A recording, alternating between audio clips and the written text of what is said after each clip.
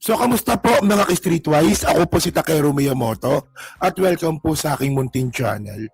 So mga kababayan, last trip na naman po itong pinakabobong senador sa 28th Congress. Actually, medyo nahirapan akong pag-isipan kung sino ba yung pinakabobong senador sa 28th Congress Kung si Robin Padilla ba o si Marcoleta. Pero by the way, si Robin Padilla pag-usapan ngayon natin. Kasi nga po, nagbigay siya ng statement. Actually, napaka-generic na statement. Yun nga lang sa sobrang kabobohan niya, hindi niya ata alam na ang tinamaan ng kanyang statement si Sara. Bobo nga Diba? So ito, pag-usapan natin yan. No? So bago yan, ito yung isa sa mga kabobohan ni Robin. Yan nyo to Ito basic lang to Sobrang basic nito. Kahit kayo kaya nyo sagutin ito. So sabi ni Robin kahapon, matindi ang krisis na to. Naubusan na ng langis ang tornilyo ng mga nagsusulong ng impeachment. Ang batid ko, Senado ang dapat magsagawa ng pagdinig kung may kaso talaga. Tinan mo, ewan ko ba dito, no? Actually, ang tanga, di ba? Ano yan, hindi alam ni Robin na bago umakyat, ang impeachment ni Sara kailangan dumaan ng Congress.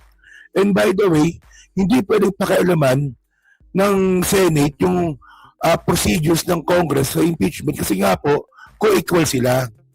Actually, nung nakaraan, ang sabi ni Robin, puro na lang daw puro na lang daw impeachment, bakit din na lang daw mag-focus sa krisis.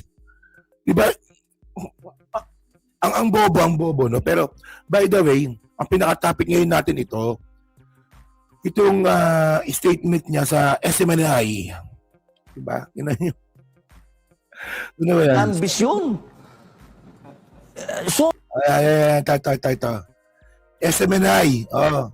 SMN Maniac. So, tingnan nyo ito pakinggan nyo itong statement ni Robin, no? Kung gaano siya katanga. Diba? Na ang statement niya na yan, hindi niya alam ang tinamahan si Sara. Tingnan nyo.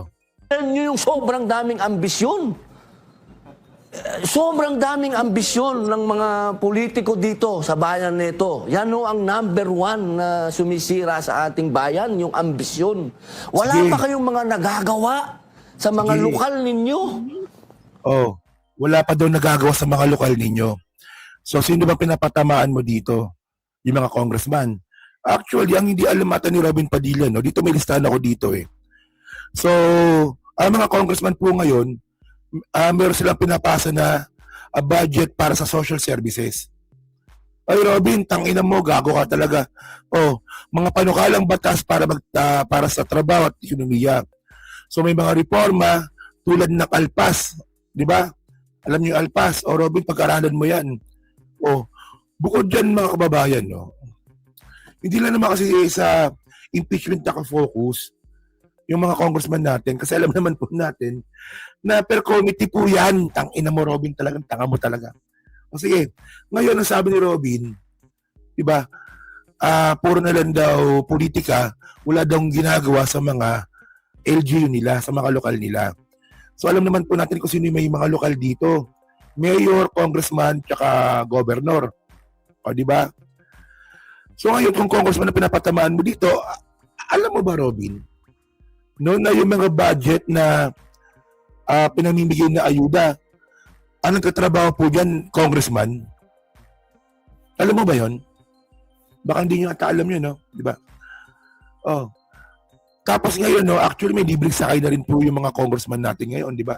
Meron na rin po. Tandaan nyo, yung ayudang pinamimigay ng executive, di ba? Congress po nag-approve yan. Bubo ka talaga, puta. Sige, continue natin. Pero by the way, ang sinasabi niya walang ginagawa dito sa lokal, congressman yan. Pero ngayon, ang tinamaan dito si Sara. Ang tanong, ano na ba nagawa ni Sara? Ano na ba nagawa ni Sara para dito nga po sa krisis na nangyayari ngayon? Di ba wala? Wala, di ba? Mamaya may papakita akong ginawa doon ni Sara, pero sige, continue natin. Sa paggawa ng batas, yung iba, ano ba ang mga napatunayan na mga batas yun ang ginawa at gusto nyong maging Pangulo? Pwede ba tigilan muna natin yan? Pwede ba ano muna tayo? Pro Philippines muna tayo. Pro-Filipino muna tayo. Oh, kung magsalita ka, si Sara pro-China eh, no? So ngayon mga kababayan, no, kung ambisyon lang naman yung pag-uusapan natin, alam naman po natin kung sino ba yung unang nag-declare na tatakbong presidente. Ayun ang ambisyon. Puta, tingnan mo Robin ha, si Sara Duterte po ang unang-unang nag-declare na tatakbong presidente. So siya yung may ambisyon. Tapos yung sinasabi mong walang ginagawa, si Sara Duterte din po yun. Walang ginagawa. Oh, so ganyan kakatanga. Hindi mo alam na yung pinapatamaan mo mga sa salita mo, ang tinamaan si Sara. Ganyan kakabulag. Bobo men, sobrang bobo. Tignan nyo to ha. Ito yung statement ni Sara oh. Oh. Life. 2026 pa lang, no? May 2 taon pa si PBBM. No? Nag-declare ng maaga si Sara. Para saan? Para sa politika. O para, ito ako naniniwala ako, no? Na itong pag-declare ni Sara Duterte ng pagtakbo bilang presidente sa 2028, ano yan? Strategy niya yan para takutin yung mga congressman na boboto na ipapa-impeach siya. Parang ganyan yan eh. Kasi parang sinasabi niya na tatakbo akong presidente sa 2028. Pag ako binoto ninyo ako na ipa-impeach ako, babalikan ko kayo. Ayun po yan. So Robin, tandaan mo, kung merong may ambisyon dito, si Sara yun. Yun yung itong katanga ni Sara, no? Oh, unahan natin. Para sa Diyos, sa bayan, at para sa bawat pamilyang Pilipino. Ako si Sara Duterte. Tatakbo bilang Pangulo ng Pilipinas. Syukran. Ang syukran yan. Masyadong trying hard yung syukran ng puta. Ewan ko ba dito? So tingnan nyo actually si Sara Duterte mga kababayan, no? Ilang beses na pong ini-invite yan sa mga budget hearings para matapos na nga po yung issue niya sa confidential fund. Anong ginawa niya? Umattend, nakipag-away. Tapos absent pa. Di ba? So, wala rin po siyang rektang pagsagot sa mga tanong. Pag tinatanong ba si Sara sa mga issue laban sa kanya, sumasagot ba siya ng maayos? Di ba hindi? Oh. Tapos pag may mga technical na discussion na parang medyo matataas na usapin, hindi sumasali. Paano sasali sa mga technical na discussion yan? Boba nga si Sara. Oh, umaasa sa scripted video statement. Oh, well, alam naman natin yan. Diba? No?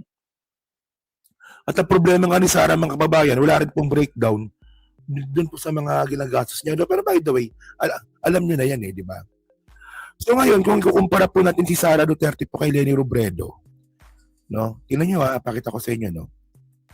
Actually po kasi si Leni po talaga yung mukhang matinding makakalaban ni Sara eh. So tingnan niyo to. Tanggalin natin tong putang inang Sara na yan. Oh.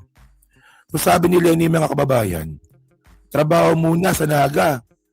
Mismong si Naga City Mayor Leni Robredo nagsabing umiiwas siyang madawit sa usapin 2028 elections dahil maaari umano ito makaapekto sa kanyang trabaho bilang alkalde ng Naga City. Tingnan niyo, di ba? Actually, napaka-politically matured na po ni Leni. No? Ang laki na rin siguro ng natutunan ni Leni noong 2022 elections, napaka-matured ng sagot, di ba? Oh. Si Sara walang ganito, di ba? Git ni Robredo, marami pang problema ang dapat solusyonan sa lungsod, hindi umano makatarungan para sa mga taga-Naga na isipin na paparating na eleksyon habang hindi pa natutupad ng kanyang mga pangako. So good luck kay Attorney Leni, kay Mayor Leni. Kung kaya niyang magawa yung pangako niya sa loob ng 2 taon, di ba? Good luck. So ngayon mga kababayan, si Sara ba may ganitong klaseng statement? Na ayoko munang magsalita sa eleksyon kasi maapektuhan yung trabaho ko. Paano maapektuhan yung trabaho mo kung wala ka namang ginagawa? Actually, mga kababayan, meron ditong ito, Lakihan natin. Ito yung pinagmamalaki ni Sara. Ito galing to sa mismong Facebook page ni Sara. Oo. Tingnan niya, accomplishment report. Oh. Passenger assisted, libreng sakay, relief goods, pagbabago campaign. Actually, na-content ko na ito mga kababayan. Ito po, hindi po ito ako accomplishment. No? Ang tawag po dito, responsibility. Diba, for example, ito yung magandang metaphor dito eh. Diba? Kung kayo nasa bahay kayo, diba? Kung nasa bahay kayo, diba? So, kung ikaw naglinis ng bahay, hindi accomplishment yon, responsibilidad mo yon. Diba? Kung nagugas ka ng pinggan, hindi rin accomplishment yon, responsibility mo yon. Alam nga naman, di mo gawin yung magugas ng pinggan, hindi aapaw yan. So, ganun din po kay Sara. Diba?